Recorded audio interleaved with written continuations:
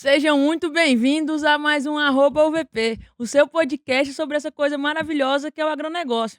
Como sempre, um prazer inenarrável estar aqui com vocês e temos o prazer inenarrável hoje de receber o Gilson Brito Júnior, proprietário da Atitude Gestão, sócio fundador da AgroSelections, mais de 30 anos de experiência em estratégia de mercado no agro e atuante no desenvolvimento de pequenos e médios produtores. Essa área é a minha. Especialista em gestão estratégica e negócios agropecuários. Gilson, um prazer ter você aqui conosco. Prazer meu, muito bom estar com vocês aqui para falar de um setor que eu sou apaixonado, né, e que dedico boa parte da minha vida para ele, né. Então vamos ter uma conversa bem agradável aqui com vocês. Sensacional. Muito obrigado pelo convite. E hoje a gente tem um rostinho novo aqui que é o Caju. Bem-vindo. Exato.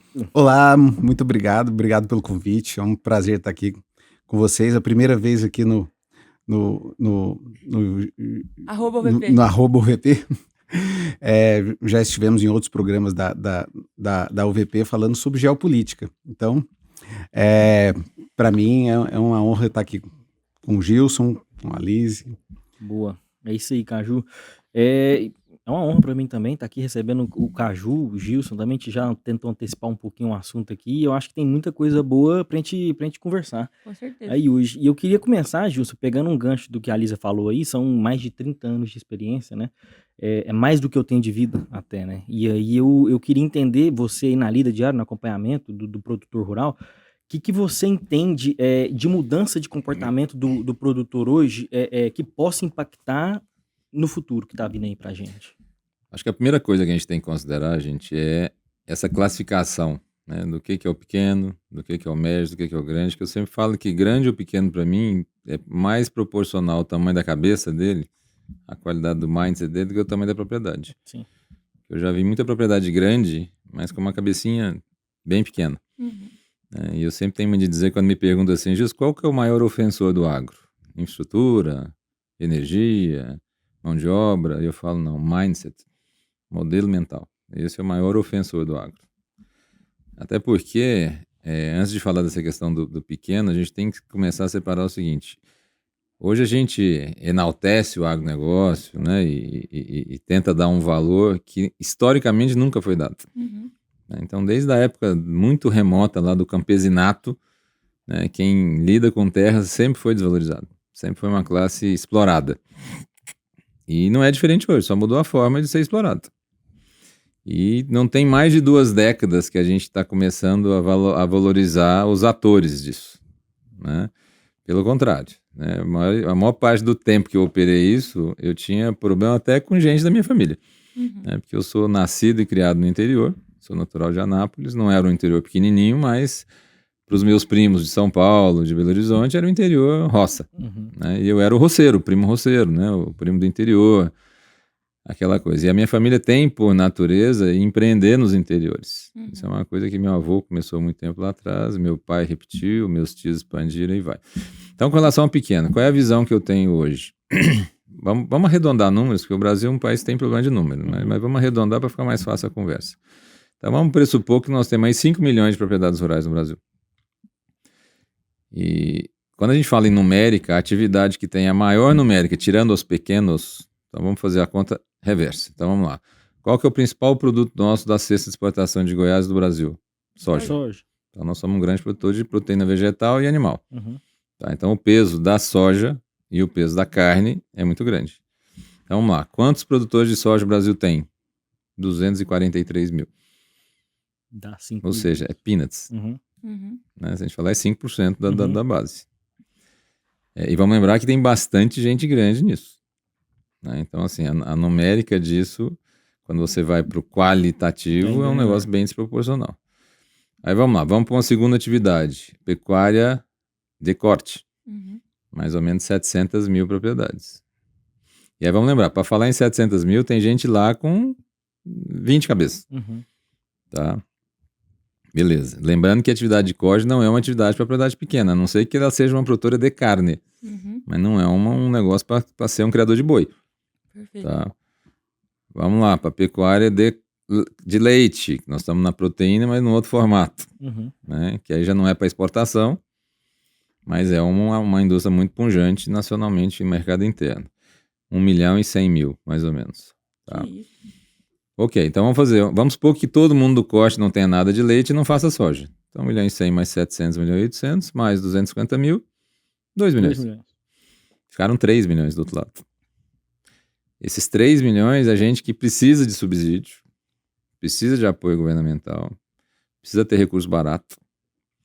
Geralmente a mão de obra é ele, Uhum. tá? E aí começam os agravantes. Porque, por exemplo, quando você fala em analfabetismo no Brasil, nós estamos falando de um país que tem aí 5,5% de índice nacional. Você vai para o agro, vai para 12%. Você vai para o pequeno familiar, vai para 40%. Uhum. E aí eu pergunto, como é que você qualifica alguém que não teve a chance nem de ser capacitado, de ter a capacitação mínima? Agora vamos falar do pequeno. Como é que o pequeno hoje, considerando que, vamos lá, 95% do que a gente come vem da terra. Uhum. Uhum. Boa parte da nossa cesta de alimentação não é a carteira do agronegócio. A carteira do agronegócio é grão. E aí vamos lembrar, 40%, de 40% a 45% do nosso principal grão, que é soja, é exportado em natura, Uhum. sem agregar 1% de riqueza para o país. E vamos lembrar, a gente exporta via lei Candir, ou seja, é isento de imposto. Uhum. E o volume de mão de obra gerada por isso é pequeno, Sim. porque é uma cultura muito mecanizada. Então, 40% a 45% da produção nossa vai gerar emprego, 75% disso, vai de 65% a 75% vai para um país, China. Uhum. Então, só para vocês terem uma ideia, uma saca de soja quando estava R$180, quando você esmaga ela e transforma em farelo de soja, vira R$400. Então, olha a diferença. Isso é gerar riqueza. Sim. Aliás, meu pai sempre dizia, olha, comércio não gera riqueza, comércio agrega valor. Quem gera riqueza é a indústria, que transforma a matéria-prima num produto. Uhum. Então, vamos lá, 45% da nossa soja, 40% a 45% sai in natura. E aí vamos lembrar, para produzir soja precisa de água e precisa de energia. Então, nós somos hoje o maior exportador de água e energia. Uhum. Porque já que nós somos o maior exportador de soja, Sim. tá? Consequentemente. Quando é proteína, piora, porque tem mais água ainda do que tem num grão seco. Uhum. Com certeza. Tá? Então, a nossa cesta do agronegócio ela é composta do complexo grãos, que aí subdivide entre soja, que é proteína, milho, que é energia. A gente não é um exportador muito forte de milho, tá? Até porque a produção nossa tem um consumo interno muito grande, Uhum. né? Produção de E o milho é álcool muito também. versátil. Agora o etanol vem crescendo absurdamente, isso aí muito rápido. Então, assim, qual é a visão que a gente tem que ter para o pequeno? Nós vamos ter que conversar sobre revocacionar essas propriedades. Porque já tem estudos bem aprofundados que dizem que 70% a 75% da numérica de produtores de leite vão desaparecer em 10 anos. Então, quando se fala isso, eu falo, olha, gente, quando fala em desaparecer, 10 mil metros quadrados é um hectare. Uhum. Ele não vira 8 mil nem 12 mil. São 10. 4,8 isso daí vira um alqueire, goiano. Sim. Tá? E o lugar, o endereço, a geolocalização desse hectare também não muda. Não. Então, o que muda é quem é dono dele e o que você produz ali em cima. Aí eu vou perguntar, hoje, maciçamente, 80%, 90% da produção de leite é feito por famílias Uhum. que vivem daquilo. E, gente, Deus, eu não sei, eu não posso falar que Deus errou, mas algumas coisas, por exemplo, ele não colocou um interruptor na vaca, né? Ele não ensinou para a vaca, não deu capacidade cognitiva para saber que domingo É domingo. é domingo. Uhum. Então, você tem que ordenhar ela no mínimo 2 vezes por dia. Tá? Sob chuva, E depois sob que sol. ordenhar, você tem que alimentar o bezerro e tem que conservar aquele produto, porque nem todo dia você consegue entregar aquele produto. Então, pô, e eu digo isso com muita tranquilidade, porque eu comecei minha vida como produtor de leite. Com 13 anos de idade, eu comecei a trabalhar na propriedade do meu avô, que era arrendada para meu pai, e com 14 eu assumi essa propriedade. Com 15 eu já fazia inseminação artificial, 1984. É isso Então eu mesmo. devo ser um dos pioneiros nesse negócio. Observação natural, uma tecnologia absurda, que era o Gilberto, que era meu peão na época, que ia na cidade de Goianápolis, numa Vespa. Não sei se vocês sabem o que é uma Vespa. Você é a Vespa. E lá ele chegava para ir no telefone público, que era um só que tinha na cidade, para ligar, cobrar para casa do meu pai, para avisar, Júnior, a mimosa entrou no cio. E aí no outro dia, às 5 da manhã, eu pegava meu carro, apesar de ser menor de idade, meu pai já deixava a gente, como já trabalhava, aquele negócio todo, então eu saía às 5 da manhã, não podia ir pela BR, tinha que ir pela vicinal, ia até o sítio, fazia inseminação e voltava, porque a minha aula começava às 7. Caramba. E eu estudava no colégio franciscano, rígido, aquela coisa toda. Então, essa é a realidade de um pequeno produtor. Só que eu pergunto o seguinte: na época eu tinha que vender a minha produção para a cooperativa. Uhum. Só que eu era um pequeno produtor. Porque assim, o meu plantel todo dava 70 cabeças, né, juntando todas as eras diferentes ali. Então, digamos que eu não tinha um volume para chamar a atenção da cooperativa de Anápolis, que era a capa, para me pagar um precinho melhor, né? Então, aí eu fui mudando isso para fazer, deixa eu produzir outras coisas aqui. Então, eu comecei a produzir queijo, comecei a criar galinha poedeira, eu tô falando isso para entender Sim. que essa revocação das propriedades vai passar por isso. Uhum. A gente precisa deixar essas propriedades mais plurais para que a soma de pequenos rendimentos ali possam ajudar ela a ficar viva. Mas aí, vamos esbarrar numa coisa. Eu vou comercializar isso para quem? Naquela época não tinha Anvisa não, tá? Não tinha, apesar de ter o ministério, mas não tinha certificações, não tinha ninguém pegando CISB, me pegando no pé. Tá? Então, por exemplo, eu vendi muito frango congelado para restaurante, vendia cabrito, vendia pato, que foi o meu pior investimento que eu já fiz na minha vida. Mas eu mesmo saía vendendo numa Kombi, né? Então, por exemplo, eu vendia jornal em açougue. Quando eu falo isso, o pessoal fala, como jornal em açougue? Gente, a embalagem primária da carne, você tinha umas bobinas de plástico, você puxava, cortava, colocava ali, enrolava no jornal para conservar e Debaixo do braço. debaixo do braço. Então, esse era o processo de logística do consumo de carne no açougue. Mas hoje eu pergunto, como é que esse pequeno produtor vai fazer para comercializar isso? Não pode mais sair a carroça vendendo na buzina. Depois melhorou, foi uma Fiorino que fazia isso. Então não pode mais fazer isso. Então ele é obrigado a vender para uma indústria de laticínio. Essa indústria de laticínio também está pressionada, por quê? Porque no sistema capitalista, o que nós estamos fazendo? Concentrando renda nos maiores operadores. Então os pequenos laticínios não dão conta de concorrer com os grandes. E a tecnologia também veio pressionar isso. Sim. Por exemplo, Tetra Pak, que hoje muita gente tem, na década de 80 tinha uma marca que tinha Tetra Pak, que era Parmalat. Só tinha uma rede no Brasil que comercializava Parmalat, que era a Rede Disco, na zona sul do Rio. Então, gente, nós estamos falando do Brasil da década de 80, tá? Que é ontem, historicamente falando. Sim. Tá? Então, eu fui a primeira vez nos Estados Unidos em 80, quando eu tinha 11 anos de idade. Meu pai sempre incentivou a gente a... E foi a primeira vez que eu vi o leite em caixinha, saborizado, no hotel. Eu falei, gente, que é isso? Que beleza um negócio desse. Todinho. Então, hoje quando eu vejo isso aqui, é um negócio normal para a geração de vocês, mas para minha, não. Então, assim, qual é a consideração que eu quero fazer? Se a gente não tiver um novo olhar para esses 3 milhões de propriedades, entendendo que eles precisam de suporte tecnológico, assistência técnica, capital subsidiado e suporte de comercialização, esquece. Você sabe quantos produtores convivem com a Ceasa Goiânia? Míseros. 16 mil. É muito pouco. Que, quando você pensa, é pouco e ao mesmo tempo é muito, porque o que está ali, por exemplo, para ele estar ali tem uma turma lá plantando, né? Porque senão ele tem que sair na caminhonete, levar para ali. E aí, por exemplo, vamos supor que ele tenha feito o cálculo para vender o tomate dele a 50. Mas todo mundo chegou com tomate nesse dia. E aí os compradores estão lá, não são os supermercadistas. Não, nós vamos pagar só 30. E o cara tem todo não o custo tem da opção operação para ali, ele de né? falar assim, cadê o interruptor do tomate? Não tem. A pedra. Primeiro ele já tem que colher, não digo o tomate, ele pode colher um pouquinho mais verde ali e tal, mas passou ali. Então, se é alguém que tem uma estrutura, que tem uma câmara fria, não sei, mas quantos tem? É pouco. Mas nenhum. Então, a minha consideração é, qual é o olhar que nós vamos ter para esse pessoal? E aí, com isso, eu estou dizendo que a gente tem que desviar o que a gente está falando. Não, nós somos uma potência exportadora. Eu sou um defensor da exportação, só que mais defensor do que da exportação, eu sou de agregação de riqueza. Para agregar riqueza na soja, eu tenho que esmagar ela aqui.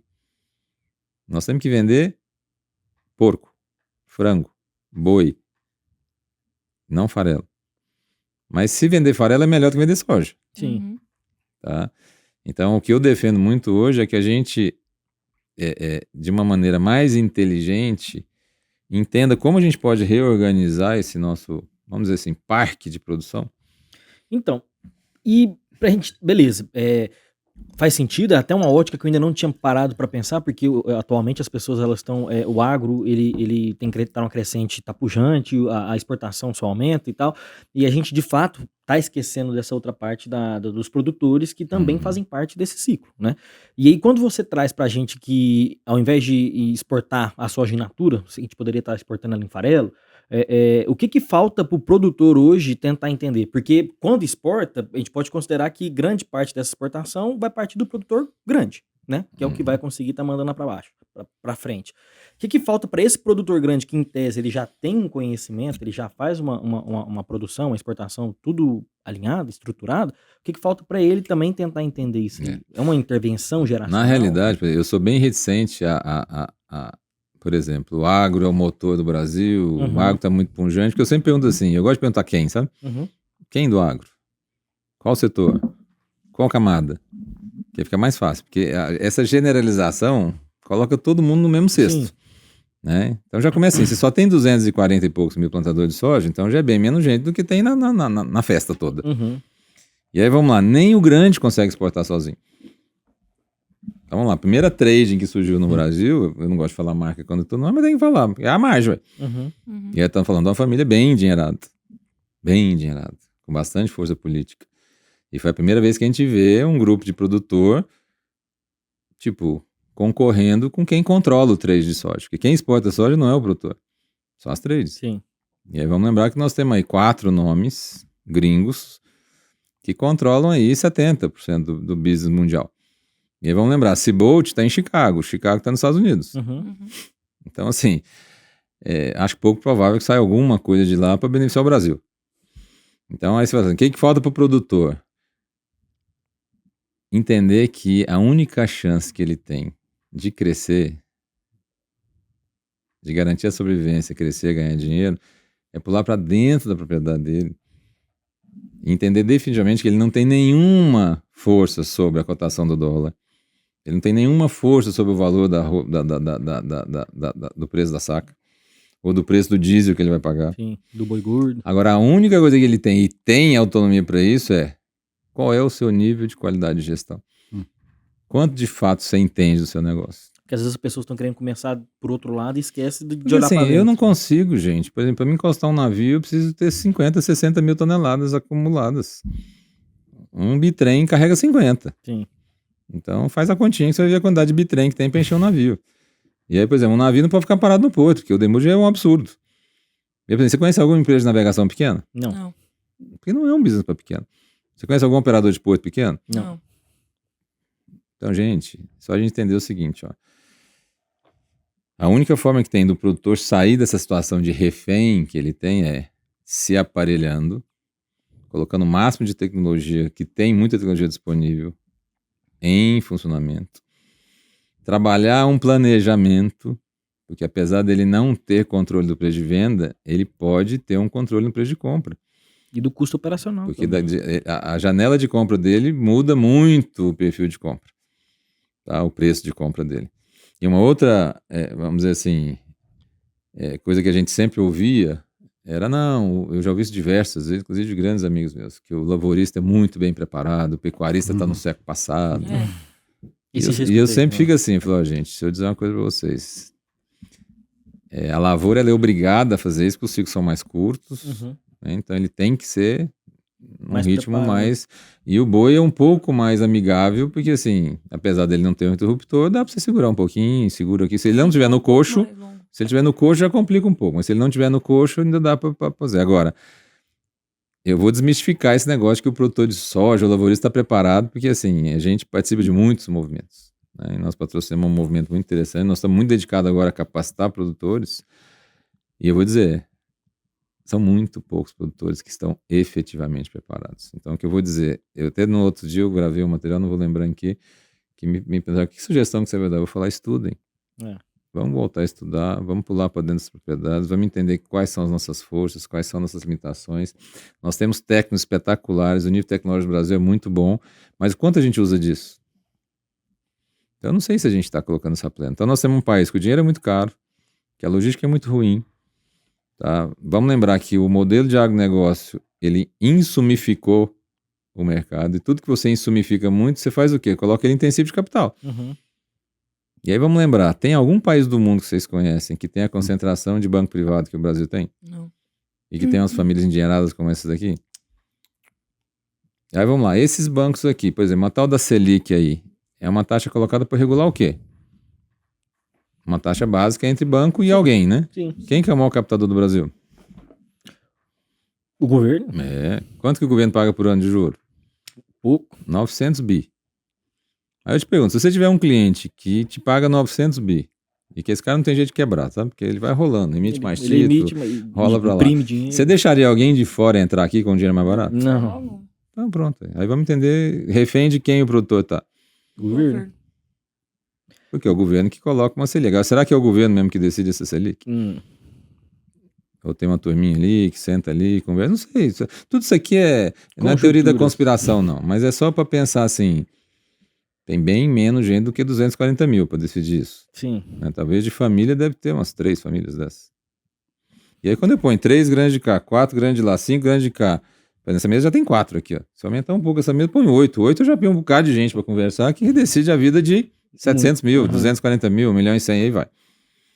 Então, assim, adianta a gente ficar sonhando, esperando que vai ter uma política pública que vai salvar a gente? Ou que alguma trading vai vir como agora, nossa, nós estamos preocupados com o produtor, precisamos devolver um negócio para ele. Vamos fazer um cashback agora para ajudar o produtor. Para, gente. Então, o que sobra para o produtor? Se vira, companheiro. Eu falo, se o sapo tivesse embreagem, precisava pular. Não vê que embreagem tem que pular, ué. Então, ele é que tem que pular para dentro da propriedade dele, e é dentro da porteira que ele dá conta de fazer alguma coisa. E a gente tenta, beleza, a parte de gestão é uma das coisas que eu mais defendo também, é até o que me despertou um interesse maior dentro do agro, porque eu acho que precisa disso, são poucas pessoas que fazem. E aí vamos voltar um pouco no assunto, antes da gente começar, que eu tinha falado que eu ia te questionar com relação a ele, que é a sucessão. O produtor hoje, o que tá aí, ele não tá pensando na gestão, eu fiz até hoje assim, deu certo, vou continuar fazendo. E o sucessor que tá vindo, ele já consegue visualizar isso? Ele tem a vontade de pular para dentro? Ele tem a vontade de buscar conhecimento e fazer, não dá para poder depender de trade ou até mesmo de algum benefício do governo, alguma coisa nesse sentido? Ele tá conseguindo visualizar? Desde do pequeno, médio até primeiro eu grande. gosto de separar o que é sucessor e o que é herdeiro. Tá, boa. Porque herdeiro é um processo natural. Sim. Todo mundo vai ser herdeiro de alguma coisa, nem que seja de dívida. Uhum. Sucessor é um processo de escolha. E que tem 2 que vão escolher. O sucessor e o sucedido. Uhum. E aí, quando o sucedido escolher, vai ficar um preterido. Porque geralmente essa família tem mais de um. Tem. Tá? E aí começa um outro problema para administrar. E aí vou te perguntar uma coisa. Você me falou que é da geração de 90, certo? Certo. Então vamos supor que você tenha crescido 20, 30 anos ouvindo seu pai dizendo que o que ele faz é horrível, difícil, sofrido, mal remunerado, desvalorizado. E aí você ouve o tempo todo que você precisa estudar para ser alguém. Pois eu estudei isso muito, eu ouvi isso muitas vezes. O ser alguém, na realidade, é ter dinheiro e ter algum cargo importante. Isso aqui é ser alguém. Não é de fato ser alguém. Mas é ter um dinheiro e ocupar algum cargo que a pessoa te dê algum valor. Historicamente, a gente sempre deu valor pro doutor. Aí a gente chama de doutor advogado, que não é doutor, a maioria não fez doutorado, então a gente chama de doutor. Essa é força de lei. Então, muita gente, na época, o sonho era o filho virar advogado, ou virar médico, ou virar gerente do Banco do Brasil. Aliás, o sonho de muita mãe era casar a filha com o gerente do Banco do Brasil. Tá. Beleza, essas coisas foram mudando. Então, eu te pergunto, você cresceu 30 anos ouvindo isso. Você vai querer suceder isso? Não, com certeza. Se você for o escolhido? Não, então, o que o setor fez? Incentivou os filhos a estudarem, a estudar direito, medicina, arquitetura, engenharia e vai. E falou mal o tempo todo. E agora nós queremos que esse pessoal assuma. Então, eu digo o seguinte, eu não acho que o agro tenha problema de sucessão. Eu acho que ele não tem sucessão. Porque é muito raro o caso de um grupo que você... Aliás, os grupos que têm sucessão geralmente já são grupos mais organizados. Que não faz sentido. Os menores não têm opção, os que estão ali, tá? Então, por exemplo, um filho de um produtor de leite ali, ele não tá ali porque optou, na maioria, porque não tem opção mesmo. O cara não teve condição de estudar, o cara não tem oportunidade, porque ele sabe cuidar ali do bezerro no pé da vaca, e aí vai. Então, assim, eu tenho muita preocupação com isso, porque a sucessão, ela precisa ser planejada, ela precisa ser desejada. E aí esse é um outro problema, com a maioria dos líderes que estão no comando, a maioria com esse cabelo vasto igual o meu e pintado desse jeito aqui, é gente que ralou muito para estar onde está. E que não tinha muito apoio, nem de tecnologia. E aí, por exemplo, eu participei de abertura de fazendas da família em época que não tinha ponte, era balsa. Não tinha energia elétrica, era só diesel. Não tinha telefone, é PBX. PBX. Entendeu? E eu tô falando, gente, década de 80, 90, aliás, já. Finalzinho da década de 80 ali. Então, assim, esse cara que sobreviveu tem muita dificuldade em virar para um filho que...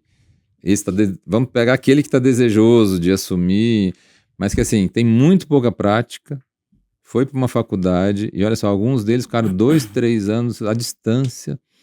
Eu fico pensando, gente, um veterinário que aprendeu à distância, porque André. tinha uma pandemia, como é que esse cara esse vai é um pro ponto. campo Como é que Esse esse é cara um vai palpar ponto. uma e vaca? Ninguém me explicou isso ainda, entendeu? Como é que esse cara vai palpar uma vaca? É a maior Então, pergunta que aí eu tenho. fico pensando, tem no mínimo 20 anos que nós estamos precarizando a educação, em todas as áreas. E a exigência do outro lado está aumentando, e a margem está reduzindo. A pecuária perdeu 50% da margem dele nos Depois- últimos 20 anos. O dinheiro, gente, está cada hora mais caro. A pressão internacional cada hora maior. E eu pergunto, e aí? Então, esse é um ambiente que a gente está achando que as pessoas vão lá, e mesmo assim, ainda fico, é outra observação que eu faço, que eu participo de alguns eventos nas faculdades, às vezes vou lá palestrar, e eu fico impressionado com o nível do que eu vejo ali. E eu fico pensando, gente, como é que eu contrato? Nós fizemos um projeto com estagiários um tempo atrás na empresa, acho que foram 400 quando nós captamos, depois para selecionar 60, depois de 60 para selecionar acho que 4. Olha aí. Mas foi um negócio assim assustador. Mas as 4 foram muito boas. Uhum.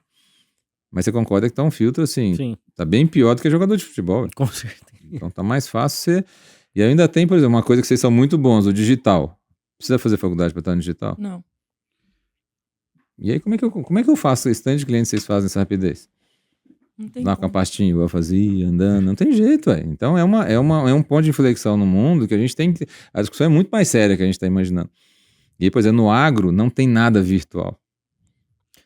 Essa era até uma outra pergunta que eu queria fazer. E essa transição ela não acontece? Ela não, porque o produtor ele é mais arredio, ele não gosta. Deixa eu... Essa é uma outra dúvida que eu tenho. Eu, como um dos meus negócios é uma consultoria, né, de Uhum. gestão e estratégia, então eu já estou em vários setores, né? Eu tive o privilégio de participar de mais de 80 projetos aí. E durante uma década eu operei muito forte o setor de moda, mas principalmente em distribuição de moda, né? Confecção, facção e aí vai. E a distribuição que era o mais forte meu. E uma pergunta que eu usava, porque, por exemplo, eu sempre fui muito vanguardista nos meus negócios. Então, por exemplo, em 2007 eu estive na China um período, e voltei encantado com e-commerce, e vou montar um marketplace em 2007. Né? Aliás, eu fiquei um especialista em como perder dinheiro chegando antes da hora. E logística reversa, nunca me falaram desse termo de logística reversa. Ninguém discutia esse negócio de logística reversa. As pessoas descobrem isso depois. Hoje em dia é fácil para falar, você tem estrutura de logística reversa? Não, você não pode entrar nisso. Uhum. Mas por que eu estou comentando isso? Porque me perguntavam muito, Gilson, quando é que você acha que vai acabar a loja física? Aí eu falava, deixa eu dizer uma coisa. O dia que você comprar uma roupa virtualmente e vesti-la virtualmente, acabou a loja física. Mas, por exemplo, sexo tântrico já tem um tempo. Sim. Mas eu continuo vendo que o povo está gostando ainda de uma coisa mais visceral, de troca de fluido, né? Então, assim, quando eu falo que o agro não é virtual, não tem como eu produzir nada do agro virtualmente. Por exemplo, o mercado financeiro criou uma moeda virtual. Uhum. Por exemplo, a função do banco originalmente era custodiar dinheiro. Sim. E o banco nunca precisou pagar para ter dinheiro. Pelo contrário, o banco recebia para a gente colocar o dinheiro. Diferente dos fundos. Os fundos, para ter dinheiro, eles têm que primeiro contar uma história. Exato. E depois tem que prometer, aliás, não pode garantir nada que é proibido por lei, mas ele tem que prometer um rendimento. Então ele tem que dizer que entende daquele negócio, daquela tese de investimento. E na maioria das vezes eu tenho dúvida se o fundo realmente... Eu sei que o fundo entende muito de dinheiro, eu não sei se ele entende do negócio. Uhum. Mas no agro, especificamente, não tem nada que você faça que, primeiro, desrespeite as leis naturais. Uhum. A vaca precisa de 9 meses para parir. Precisa de 21 dias para fazer o ciclo de reprodução dela. Então, o calendário de reprodução da vaca é lunar. Só que ela come num pasto, que o calendário é solar. Já começou a confusão. O bezerrinho que ela vai parir daqui a pouco, depois dos 9 meses, precisa de 4 meses no mínimo para formar o rumen dele. Uhum. Tá? E aí, por exemplo, o capital ele precisa intensificar, né? Ele precisa fazer mais coisa em menos tempo. Como é que você faz isso no agro? Como é que você faz a soja para colher a soja com 45 dias? Não tem. Então nós vamos ter que entender o seguinte, eu posso usar a força da virtualização, da digitalização para facilitar os meus processos, para usar a inteligência artificial, para deixar minha fazenda mais autônoma, para melhor, por exemplo, uma câmera de um drone enxerga melhor do que eu, Sim. do que qualquer um de nós aqui. Mas eu pergunto, todo mundo dá conta de acessar um drone? Não. Não. Operar um drone? né? E aí começam outros desafios, né? Se eu já tenho dificuldade hoje para contratar tratorista, imagina para contratar operador de drone. Então, assim, tem muitos desafios que eu prefiro ver isso como oportunidade, porque se eu ficar vendo isso como defeito, gente, eu não saio de casa. Uhum. Então, eu habituei a viver com muito problema, porque, aliás, o meu negócio é envolvido com problema, ninguém me chama para dividir malas de dinheiro, tá?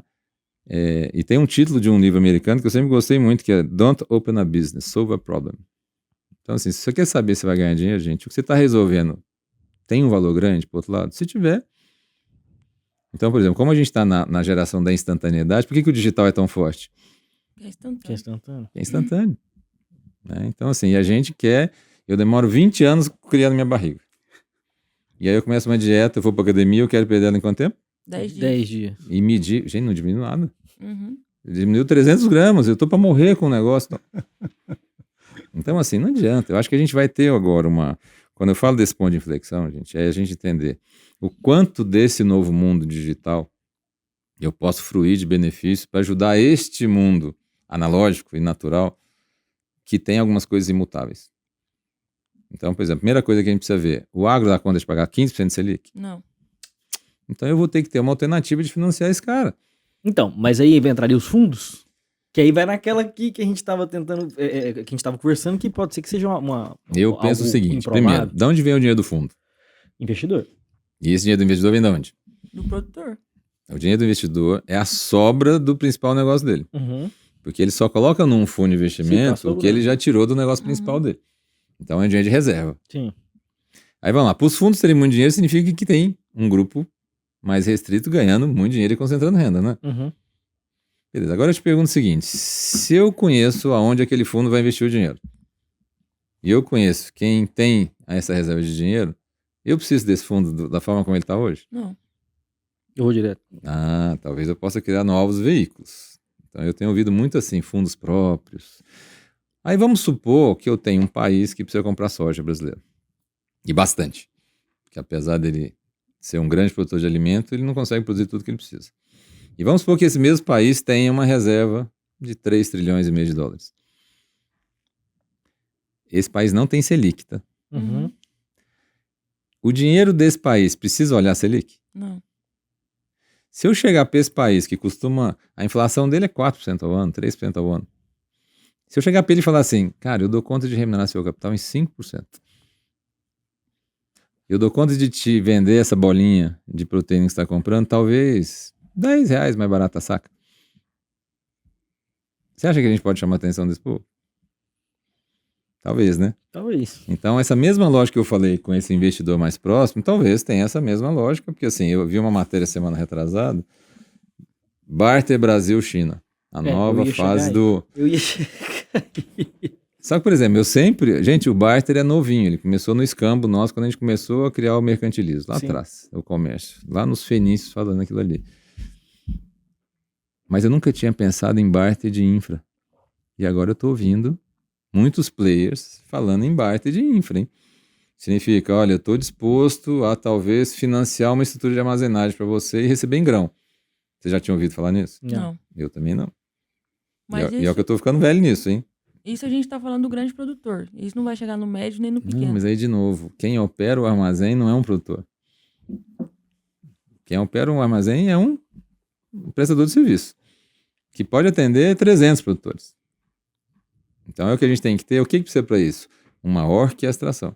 E aí é um problema. O agro conversa bem? Não. Aliás, o agro não Tem conversa diálogo. e quando conversa, mente. Uhum. Né? Porque assim, eu falo que eu comprei um bezerro barato, mentira, paguei caro no bezerro. Eu falo que vendi uma arroba cara, vendi barata. E eu acho que falando isso eu estou ajudando o setor. Uhum. E eu só enfraqueço. Aí, por exemplo, se eu tenho 700 mil pecuaristas e tem só 1.000 frigoríficos, e eu tenho 60% do varejo na mão de 10 grupos, quem é que sai mais prejudicado nisso? O O pequeno. produtor. O produtor.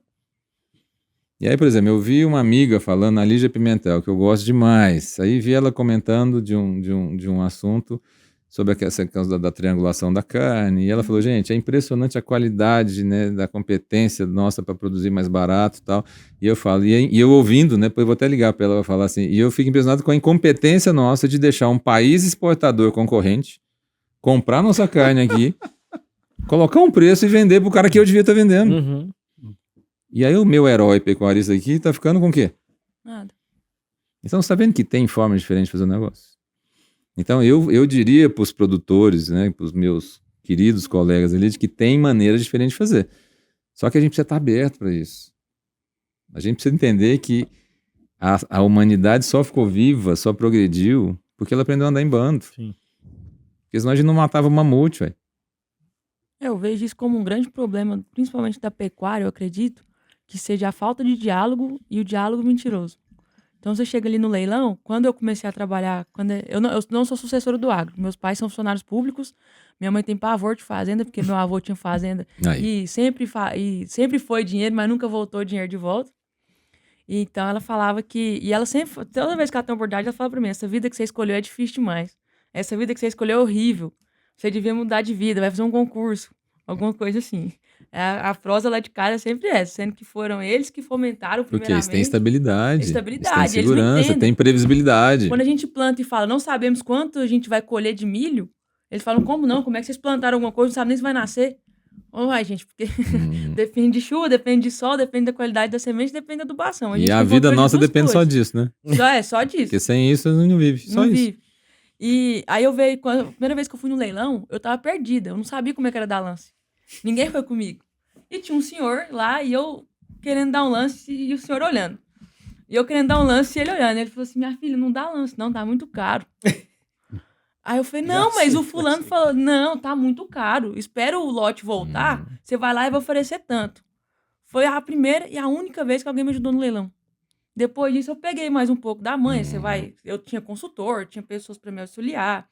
Mas o primeiro lote que eu comprei, eu paguei 3 vezes mais do que os gabiru que eu comprei valiam. Exatamente. Era um lote de 15 E novilhas. isso a gente não comprei a entende 200 quilômetros que- de distância de casa. E saiu falando que pagou barato ainda. Barato, falei. E o que a gente tem que entender é o seguinte: ninguém perde nada em estar compartilhando conhecimento, gente. Exatamente. Pelo contrário, conhecimento é uma das poucas coisas que quanto mais você dá, mais você ganha. Exatamente. Porque assim, nós estamos em 4 pessoas aqui.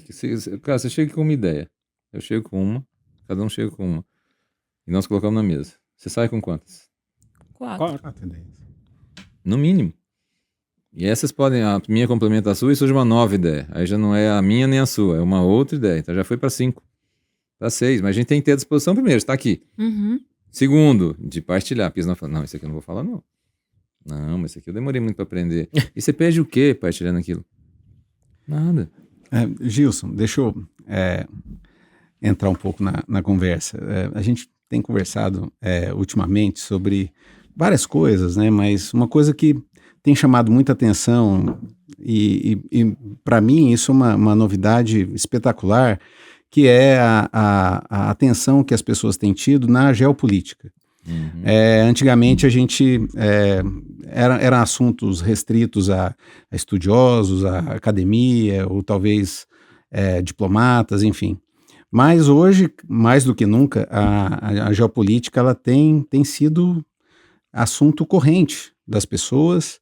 E por que isso? Sobretudo porque a gente tem uma situação hoje que a globalização atingiu um nível tão sofisticado e tão elevado que, de fato, não existem mais mercados isolados. A gente tem visto que, nesse contexto, por exemplo, o Brasil, de fato, ele tem um papel geopolítico muito fundamental na produção de alimentos. A produção de alimentos por várias razões. O Oriente Médio, por exemplo, eles têm muito dinheiro. Uhum. Você tem faculdades europeias e mesmo nos Estados Unidos eles têm muita técnica. Mas o único país que tem conseguido concentrar a tecnologia, os recursos, a logística, uma estrutura de produção para tornar, para produzir o agro mais eficiente do planeta Terra, tem sido o Brasil. Né? Então, nesse sentido, o Brasil tem sido imbatível, inclusive não tem política de cotas, não tem política tarifária, por exemplo, na União Europeia, que é capaz de, por exemplo, bloquear a nossa capacidade de ser cada vez mais produtivo. E ocorre que a gente tem um mundo em transformação. A gente vê, por exemplo, e eu tem tido muito contato com embaixadas da África, com o trabalho que a gente tem feito na Federação das Indústrias, acolhendo e recebendo essas embaixadas, e dados têm chegado a nós. Por exemplo, a embaixada de Ruanda, o embaixador, ele sempre destaca o fato que 60% das terras agricultáveis não utilizadas hoje no mundo estão na África. Então, é um volume absurdo, e países que têm condições climáticas, hidrográficas e de solo, enfim, muito semelhantes, por exemplo, a do Centro-Oeste, sobretudo no centro da África. Então, certamente esse vai ser um concorrente, é uma questão de tempo. A algum momento eles vão desenvolver essa capacidade de agricultura. No momento atual, nós estamos muito na frente. Nós estamos muito na frente exatamente porque a gente conseguiu, antes do tempo aí, combinar essas questões todas. Um diplomata brasileiro ele costuma dizer que todos os problemas ligados ao agro da África, o Brasil já tem as respostas. Então eu vejo que é natural, por exemplo, que empresas brasileiras, o agro brasileiro, acabe transbordando e se associando uma forma de produção, uma forma de assistência técnica, ou até mesmo produção em conjunta, criação de joint ventures, enfim. Qual que é a visão que você tem desse turbulento mercado? Sobretudo agora que a gente passou por esse chacoalhão dado pelo governo norte-americano com esse tarifaço, que sem dúvida nenhuma ele rompe alguns paradigmas.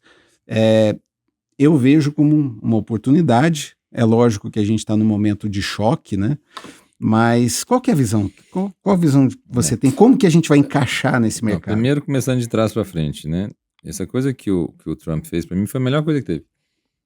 Porque é uma das coisas que eu mais ouvi nas mesas que eu participo, principalmente as mesas internacionais, é que o Brasil não tinha segurança jurídica, que a gente saiu da mesa do mapa de investimento e não sei o que. Aí, ultimamente, alguns amigos começaram a me ligar. E aí eu falei, por isso que eu tenho mais intimidade, eu falei, pai, você é aquele mesmo amigo que me ligou, que eu não tinha segurança jurídica, não sei o que. Eu falei, então nada como um cara do porte dele, rasgando o acordo comercial em público e falando pro mundo inteiro que não respeito nada, né? E falando tipo, kiss my ass, em inglês fica bom, porque ninguém no português fica mais grosseiro, mas se ele falou, então eu tô falando aqui de novo. Então isso foi ótimo, pra gente entender assim, não tem mais esse negócio de segurança jurídica, não, gente. Se quer ser segurança de negócio, relaciona. Entende o que seu cliente precisa, vê como é que você pode resolver aquilo. Então, a primeira coisa que eu quero te dizer. Então, a melhor coisa que para mim aconteceu foi isso. Péssimo agora para algumas pessoas, mas para a maioria vai ser bom. Para a gente acordar e entender que os Estados Unidos não é aliado do Brasil, não, é concorrente. Concordo. Segunda coisa, quando você falou no início, né, da globalização, tal. Vamos lembrar que a globalização nossa começou com as navegações. Sim. Que, aliás, foi quando nós fomos descobertos, né? O que mudou é só a forma da gente conhecer e da agilidade. Sim. Então tem uma linha, não lembro quem escreveu, acho que fala CRUAT. Capacidade de receber, utilizar, armazenar, transportar e a informação. Então, como nós aumentamos muito o CRUAT, as coisas ficaram mais visíveis. Então, por exemplo, vocês estão fazendo um trabalho belíssimo, que vocês distribuem conteúdo com intensividade. E agora estão entrando no agro, e eu torço para que vocês usem toda a força que vocês têm para fazer muita coisa que a gente vem desenvolvendo ficar mais acessível para muita gente. Pra todo mundo. Tá? Então vocês têm um aliado forte hoje com vocês para ajudar vocês a acelerar o que vocês estão fazendo. Boa. E lembrando que meu tempo é mais curto que o de vocês. Então meu prazo de validade tá...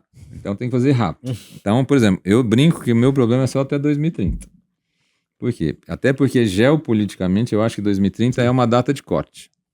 Concordo. Eu acho que até 2030 vai se definir quem é protagonista e quem é coadjuvante no cenário global.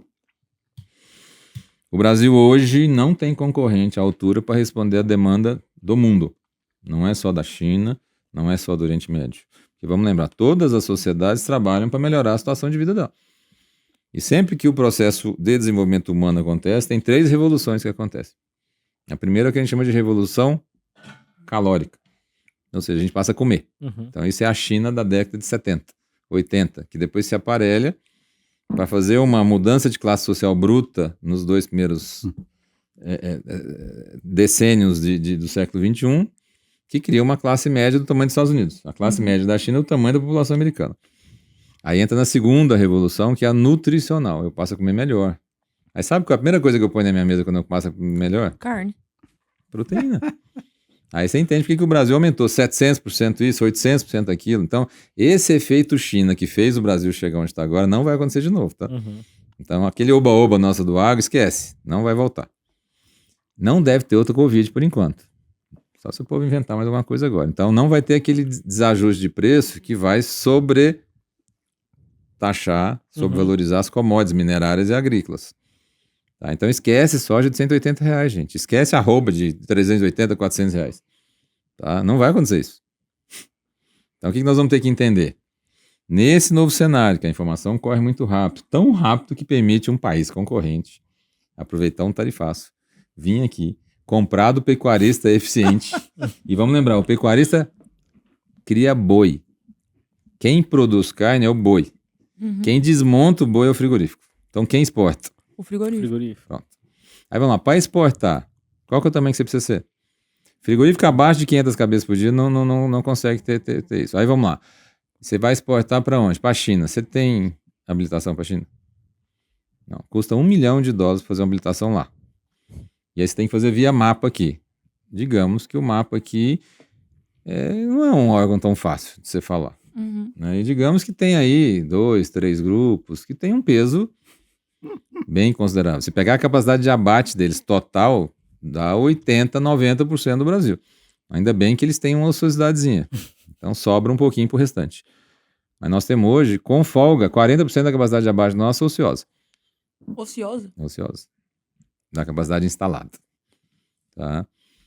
Beleza.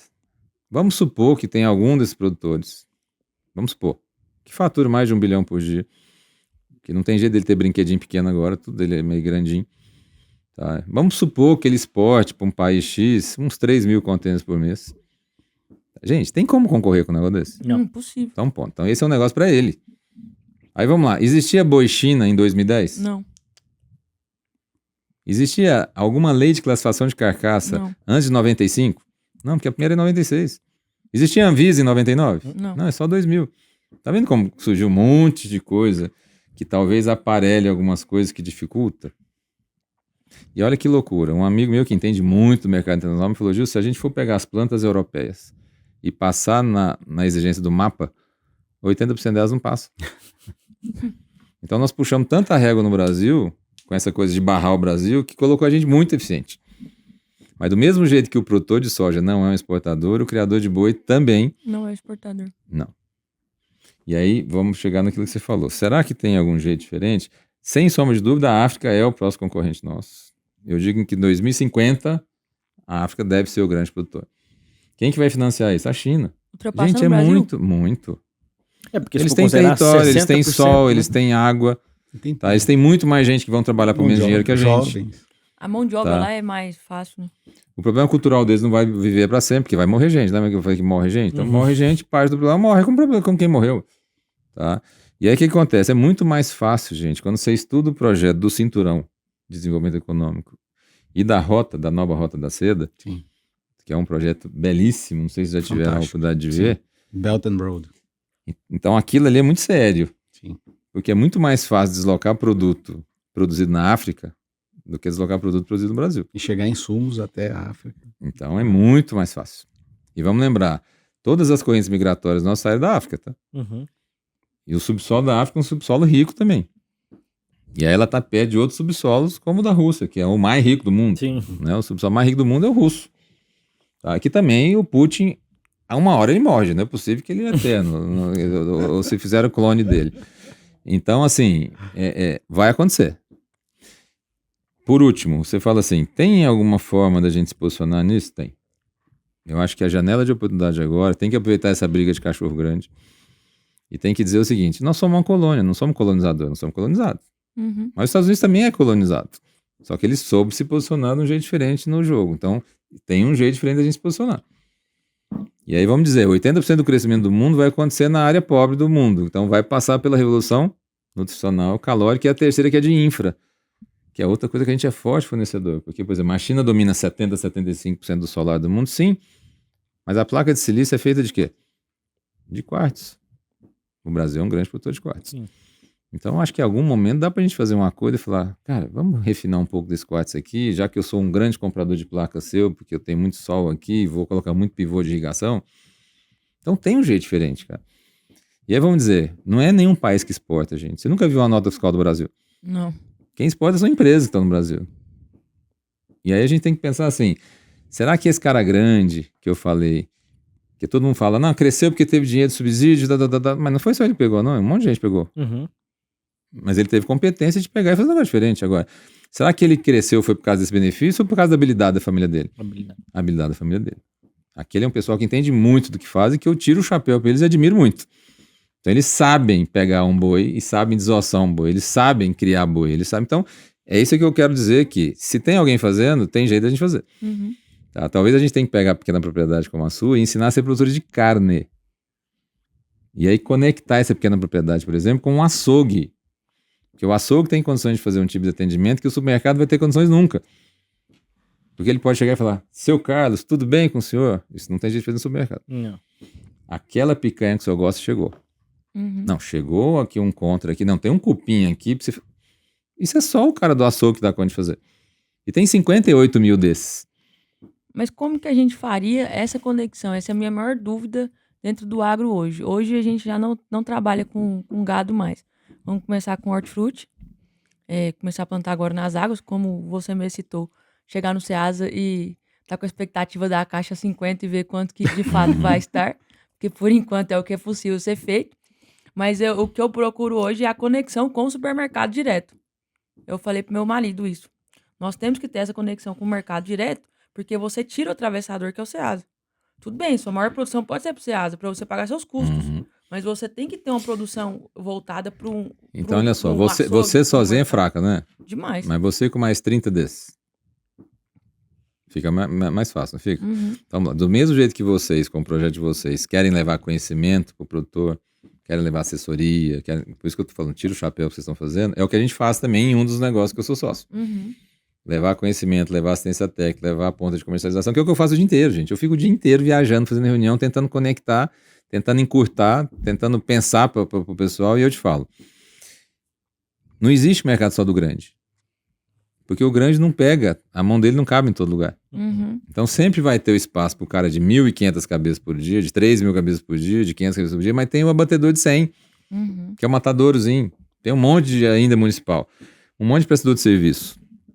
Que, por exemplo, está habilitado para você levar seu gado ali. Você pagar 100, 150 reais para ele a cabeça. E você fazer um acordo com algum açougue. Uhum. E hoje tem plataformas como a nossa, que se dispõem a ajudar nesse tipo de coisa. Do mesmo jeito que a de vocês ajuda o cara a investir, a cuidar melhor, a fazer uma proteção de preço, o nosso faz na outra ponta básica. Perfeito. Tá? Segunda coisa que eu quero te dizer, e esse raciocínio seu tá certinho, depender menos do Ceasa e tentar ir direto. Nada no mundo acontece sem relacionamento. E o digital não vai acabar com isso, ele só vai mudar a forma e talvez ele aumente a nossa capacidade de conectividade, aumente a capacidade da agilidade, mas não tira a necessidade de relacionamento. Isso é do código do genoma humano. Uhum. Nós temos no nosso DNA a necessidade de relacionar. Agora, a gente precisa querer fazer isso. Você precisa de mais pessoas como você para querer fazer. E aí talvez essa iniciativa aqui, de ficar falando, toque aí as mentes e os corações, porque eu falo assim, a gente só vai mexer no bolso da pessoa se a gente mexer primeiro na mente dele. Sim. Porque a gente empreende aqui, mas a gente compreende aqui. Uhum. E aí depois que entendeu e compreendeu, aí fica mais fácil de eu comprometer e falar assim, eu vou investir nisso. E eu não acredito que a gente faça isso só. Então, do mesmo jeito que você vai precisar juntar mais gente, eu vou precisar juntar mais gente, você vai precisar juntar mais gente, você mais gente. E aí, se a gente continuar numa mesa dessa, a chance nossa de fazer algo diferente exponencia muito. E aí, por exemplo, o meu resultado é tirando o seu? Não. É só humano. É em conjunto. Por exemplo, toda a plataforma que nós negociamos, a gente não mexe em nenhum centavo que já não esteja posto no negócio. Porque a estratégia nossa é hermetização de ambiente com interceptação de monetização. Então nós já não mexemos no budget, o budget é o que já está posto. Quanto é que tem de comissão para comprar um gado? É 1? Uhum. Nós ganhamos nesse 1. Só que a gente compõe com quem está ganhando esse 1 e fala, olha, se eu te levar um negócio novo, você divide essa remuneração comigo? Ele não tinha. Se ele não tiver aquela eliminação, você concorda que é melhor ele ter metade de Com um do que não ter certeza, zero? porque não Ou quer 1% de nada? Uhum. Mas, de novo, ele precisa querer. Uhum. Porque se ele tiver naquela assim, mas pra que eu vou dar 50% da minha comissão? Porque você não tem esse negócio, você não tem esse relacionamento que eu tenho. E aí eu volto pros fundos. Talvez a gente tenha que mudar um pouco essa relação e dizer o seguinte, ó, se você me trouxer um capital um pouco mais barato, talvez eu te dê um pedaço da minha margem. Vamos conversar, ué. Uhum. Porque a gente tem que sair dessa situação passiva, né, do que está posto. Gilson, a gente tem conversado esses dias e uma coisa que chamou muita atenção e eu acho que cai muito bem dentro dessa discussão que a gente está tendo, que complementa muito, tanto essa questão dos mercados locais, o acesso e enfim, a gestão, a melhor gestão das propriedades. Você poderia falar um pouquinho sobre a ideia de essa economia circular dentro da atividade rural e como que isso poderia impactar de uma maneira positiva, por exemplo,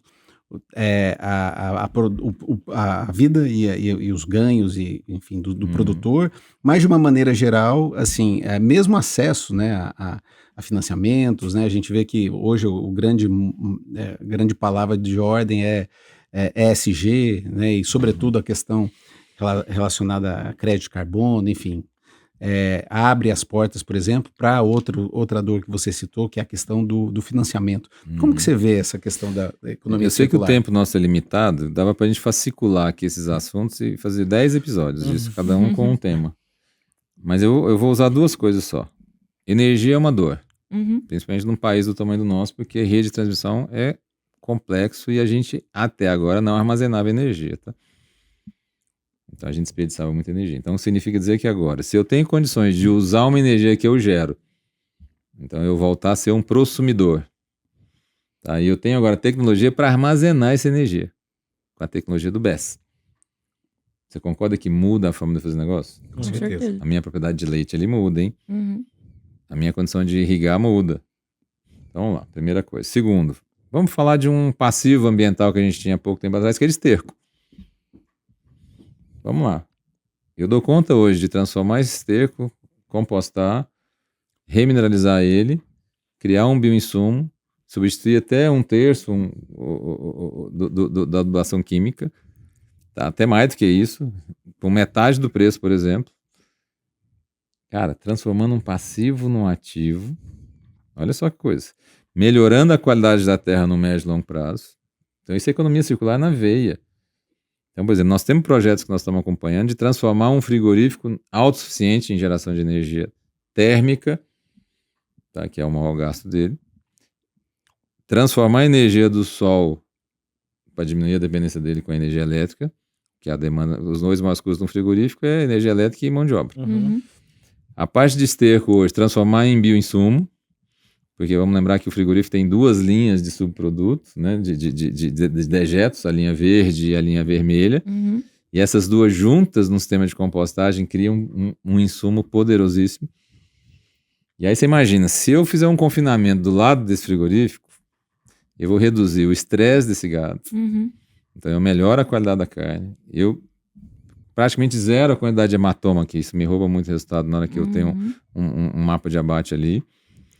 Diminui de 30 a 60 reais de custo, porque eu não estou transportando esses animais, tá? Eu vou levar ele mais magro para lá, então olha a quantidade de coisa que dá para fazer com esse contexto da economia circular, porque aí eu vou pegar a linha verde, a linha vermelha, mais o esterco do confinamento, e virou uma indústria de bioinsumo. Essa indústria vira fornecedora de quem vai produzir capim, por exemplo, ou grão, para fornecer o coxo desse animal, porque como eu estou exportando e o animal exportado é um animal precoce, eu não dou conta de terminar ele no pasto, eu tenho que terminar ele no coxo. Perfeito. Então eu preciso ter um custo de nutrição baixo. Para mim ter um custo de nutrição baixo, eu preciso ter um custo de produção baixo. Então esse mas de novo, para você fazer isso, gente, precisa querer, precisa conversar, precisa estar disposto a dividir margem, a compartilhar para a gente ganhar mais e depois dividir. As usinas de etanol já fazem um pouco disso aí. Nós temos que estar de olho no etanol agora, porque assim, o subproduto do etanol, que é um problema para o usineiro, é ouro para a gente na pecuária. Tá, ontem eu estava em reunião com uma turma que está montando um frigorífico, graças à questão do etanol, juntou um grupo de pecuaristas na região do Matopiba. É o DDG que você está falando? É. E aí o que acontece? Vão pegar o DDG de um grupo enorme, confinamento ao lado, vão fazer um frigorífico, são vários pecuaristas que vão ser sócios desse frigorífico. Tá vendo que tem jeito diferente de fazer? Uhum. E aí, por exemplo, eu mapeei o Brasil inteiro para entender, porque quando fala em etanol de cana, lembra que a cana antes era para açúcar só. Uhum. Depois que nós criamos na década de 70 o Proálcool. Pro. E eu acredito que no futuro a cana volte a ser para açúcar. E o etanol vai ser de milho. Milho. E a do DDG eu falo tem tempo, hein? Que o DDG é muito... E isso muda o mapa porque cana de açúcar é centro-sul. Uhum. Então 80% da cana de açúcar no Brasil é centro-sul. Significa São Paulo, Minas e Goiás. Quando você olha o mapa do milho, é outra geografia, hein? E aí vai quebrar uma barreira que pode aumentar o consumo de etanol. Porque, por exemplo, por que o consumo de etanol lá no sul é menor? Porque não tem a E logística. aí fica muito caro. Uhum. Mas a partir do momento que eu vou ter etanol de trigo, né, que eu vou ter etanol de E o milho, milho dá um ano inteiro. que aí o também. ciclo é muito curto, né? Porque, por exemplo, eu demoro 7 anos para montar um ecossistema de uma usina de cana-de-açúcar. Eu demoro 2 anos para fazer uma de milho. Hein? Aí, por exemplo, vocês que são especialistas em área financeira, o investidor prefere um CAPEX de 2 para 2 anos de payback, para começar a operacional, ou de 7? De De 2. E aí vamos lembrar, só que o milho eu tenho que consorciar ele com outra cultura, né? Com a soja, por exemplo. Uhum. E aí eu tenho que fortalecer o meu esmagamento de soja, porque quanto mais esmagar, mais farelo tem. E aí, por exemplo, antigamente eu não tinha o destino para o óleo, a não ser o destino industrial de cosmético, mas principalmente o consumo doméstico. Nos últimos 20 anos nós saímos de 3% para 18%, está indo para 19% já pro biodiesel. Tá vendo que está mudando o mapa, gente? É outro agro que está surgindo. Então nós precisamos de outros atores, com outro protagonismo, com outro nível de gestão, convidar esses herdeiros que já estão escolhidos e que querem fazer, e fazer um grande movimento de arregimentação nacional. E não precisamos, aliás, não precisamos, não. Nós temos que fazer de preferência sem o governo saber. Porque se ele não souber, ele não tem como atrapalhar. Porque boa parte do que funcionou nosso é porque o governo não soube, não deu tempo dele atrapalhar, entendeu? É apesar do Mas eu Estado. fico à disposição de vocês para a gente fascicular isso e a gente pegar cada assunto desse. Porque se a gente for falar assim, vamos falar um episódio só de etanol. E aí nós vamos ver como é que isso impacta a avicultura, a suinocultura, a bovinocultura. E aí nós vamos ver, cara, tem um outro mundo para a gente criar e muito mais rentável que esse atual. Sensacional. E aí sim, distribuindo renda, de fato, distribuindo riqueza, coisa que a gente não está sabendo fazer ainda. Pelo contrário, o agro não é um distribuidor de riqueza. É um concentrador. E a gente tem que mudar um pouco isso. E eu não estou dizendo que quem está acontecendo está errado, não. Né? Talvez se eu estivesse no lugar deles, eu estava menos, mas não estou, então eu estou do lado do que está. Então, mas tem jeito de fazer isso sem mexer no bolso deles. Porque quando vem uma indústria de fora, por exemplo, e precisa comprar mais 500 mil toneladas de milho, eu tenho que colocar mais gente produzindo milho, porque o milho que está sendo produzido hoje já tem destino. Então eu tenho que atrair um investimento, convencer mais gente a produzir, ajudar aquele cara a produzir melhor. Tá? Por exemplo, nós temos hoje um projeto para ajudar produtor espetacular. Quando eu falo espetacular, é um negócio fora do comum. Mas, de novo, o produtor está aberto a isso? Não. Via de regra, não. O último programa que nós fizemos foram 56 produtores, gente. É pouco. Mas eu não perco nem a minha esperança, nem a minha fé, e muito menos a resiliência, porque não tem outra forma de fazer. Não. O agropecuarista é obrigado a ser resiliente. É isso aí. Gilson, e agora a gente encaminhando para o final, onde é que o pessoal pode te encontrar? Nas redes sociais, na empresa? Como pode encontrar a empresa? Eu não sou muito ativo nas redes, não, mas eu tenho o meu Insta, Gilson Brito JR. Tem meu canal no YouTube lá, tem uma audiência espetacular. Ela é bem qualificada, ela pode não ser grande, mas ela é bem qualificada.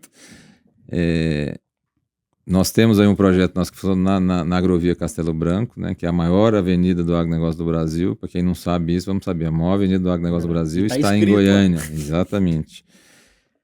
Então eu divido a minha agenda Goiânia e São Paulo, né, mas eu sou sempre muito disponível, né, porque eu tenho um ideal de vida muito grande de ser um agente transformador. Então, e tem uma equipe muito boa. Né? Quem me colocou no mundo digital está ali sempre cuidando para que as pessoas consigam me descobrir. E estou à disposição de vocês e parabenizo vocês pela iniciativa, viu, gente? Porque precisa de gente boa, nova, competente para fazer essa mudança. E eu tenho certeza que vocês já estão logrando êxito, isso aí só vai decolar. O que a gente puder contribuir, estamos a postos. Nós com certeza vamos querer você de volta aqui no podcast, porque nós temos muito assunto ainda para ser abordado. E E, assim, foi uma conversa, Justo, que de expandir a cabeça mesmo. Eu acho que para poder tentar entender de uma forma geral como que é o funcionamento. Reitero o que a Lisa falou, que tem muito assunto ainda que eu acho que dá pra gente trazer aqui pra gente conversar e desmembrar isso aí. Estamos à disposição. Viu? Agradecer o Caju também pela presença. Caju, obrigado, viu? Eu não sou muito do agro, mas eu sou um grande admirador. Eu tenho certeza, assim, pela própria ideia de geopolítica, a importância que o agro tem para o Brasil, ela é fundamental, é seminal. E a importância que o Brasil tem para o mundo por causa do agro também é cada vez mais evidente. Então, eu creio que não tem como fugir desse assunto. E eu agradeço a presença do Gilson aqui para ajudar a gente a entender cada vez melhor, cada vez mais. E agradeço o convite de vocês, estou sempre à disposição. É isso. Caju, e pro pessoal poder te encontrar, tem como? Tem, aqui na UVP ou na Federação das Indústrias, onde eu sou consultor em relações internacionais, comércio exterior. Aqui na UVP, eu sou assessor em relações institucionais e palpiteiro. Eu sei, Adalberto. Exatamente. Exclusividade. O meu é Adalberto Rocha no Instagram, também pode ir lá que a gente vai estar aceitando lá. Vocês podem me encontrar no a.lisiasá e no Instagram da UVP Agro. Vai ser um prazer ter vocês lá com a gente, assim como aqui no canal. Então, se você curtiu essa prosa, que foi sensacional, foi mais uma aula que nós trouxemos para vocês, vocês já sabem o que fazer. Curtir, compartilhar, dar aquele like e aquele comentário maravilhoso. Como sempre, um prazer inenarrável estar aqui com vocês. Beijo grande, até a próxima.